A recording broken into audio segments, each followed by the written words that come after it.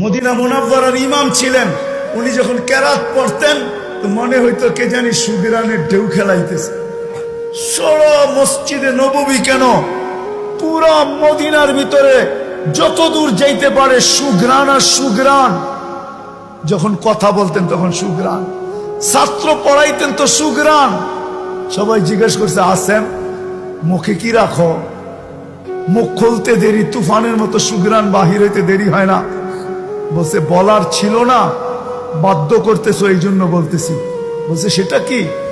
ওনার পড়া খুব সুন্দর ছিল যে আল্লাহ রসুল স্বপ্নে আসছেন দুই সাথীকে নিয়ে, আবু বকর আর ওমর রাদিয়াল্লাহু তাআলা আনহুকে নিয়ে। আর আয়েশা বলছে, আসেম একটু কোরআন শোনাও না, তোমার কোরআন বড় সুন্দর। তো বলছি, ইয়া রাসূলুল্লাহ আপনাকে শোনাবো?